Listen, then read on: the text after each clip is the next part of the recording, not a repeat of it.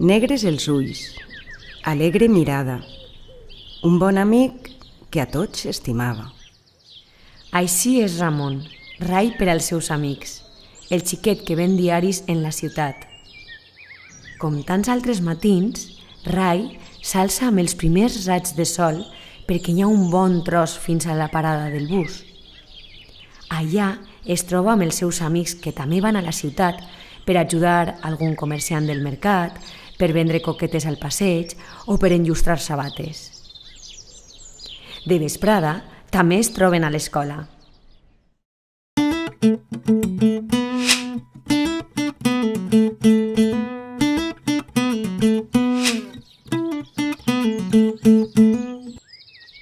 Un matí, Rai va arribar a la parada del bus on hi havia Chabela i Joaquín.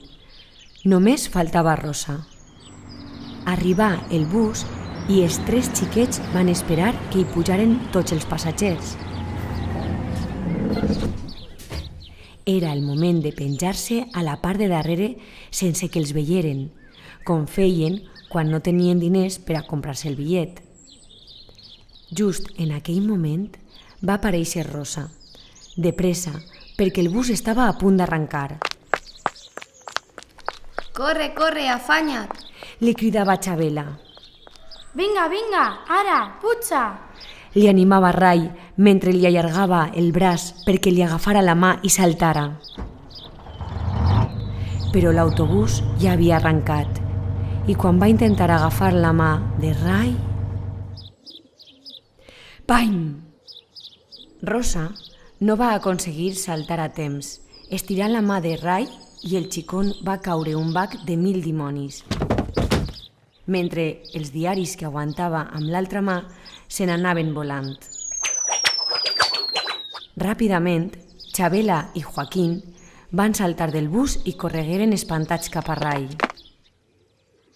Rai, Rai, estàs bé? Li van preguntar els amics. Ai, ai, ai, quin mal, no puc manejar-me. Quin bac, crec que m'he trencat el braç. Va dir Rai entre sanglots.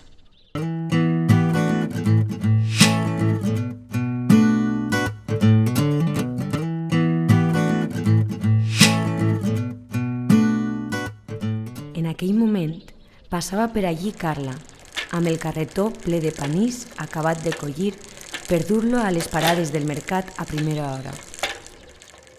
Xiquets, esteu bé? Què ha passat? Els va dir mentre s'acostava cap a ells. Rai ha caigut un bac i creu que s'ha trencat el braç. Van dir els tres alhora. Hem d'anar a cal metge. Puja al carretó, Rai. Rai va pujar al carretó com va poder, amb tot el cos adolorit pel bac que s'acabava de pegar, mentre Carla li deia: Rai, tranquil, al món hi ha bons amics. Trobarem un doctor que et calmi aquest dolor. En la porta de la consulta del metge es van trobar Tomàs, que passava per allí amb la seva bicicleta i el seu remolc.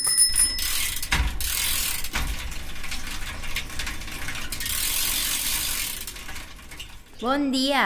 Va saludar-los Tomàs. Què ha passat? Rai ha caigut un bac i creu que s'ha trencat el braç. Van dir els tres alhora. Tomàs va fer cara de sorpresa i els va dir: El doctor només té consulta si els divendres. Haureu d'anar al poble on atenc avui. Puja el remolc, Rai. Vaig a replegar un poc d'aram a un abocador que hi ha a la vora. Jo t'hi porte. Nosaltres anem caminant de pressa Li van dir els amics. i ens trobem al centre de salut. Rai va pujar al remolc mentre Tomàs li deia: Rai, tranquil, al món hi ha bons amics. Trobarem un doctor que et calmi aquest dolor.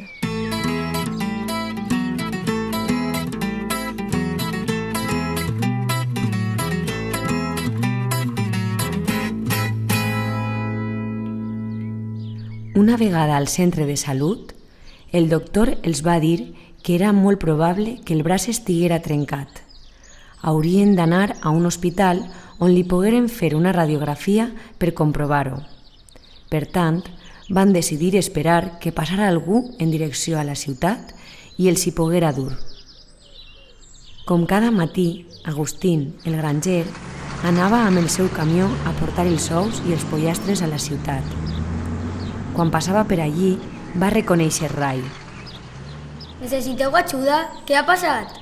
Els va dir mentre parava el camió. Ray ha caigut un bac i creu que s'ha trencat el braç. Li van contestar. Pugeu al camió, us porta a l'hospital. Agustín va ajudar Ray a pujar a la part de davant del camió, mentre li deia: Ray, tranquil, al món hi ha bons amics. Trobarem a un doctor que et calmi aquest dolor. A l'hospital, la radiografia va confirmar que Ray s'havia trencat l'húmer, un dels ossos del braç.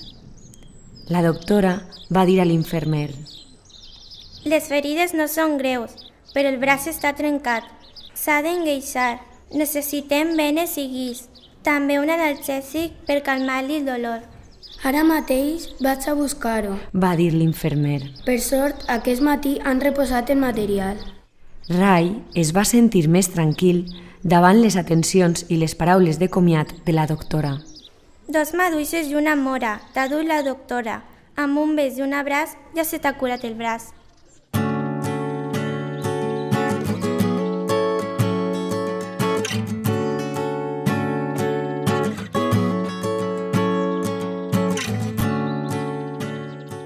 Després van eixir tots junts de l'hospital i se n'anaren cap al mercat per veure si podien acabar totes les faenes. Xabela a vendre coquetes, Rosa a ajudar les venedores i Joaquín a trobar clients als quals netejar les sabates. Ray els hi va acompanyar i fins i tot, amb el braç enguixat i amb el seu bon humor, va col·laborar en tot el que va poder. I aquesta és la història de Ramon, que coneix a tot el món. Si amics com Ray vols tenir, pega la volta al conte i torna-la a llegir.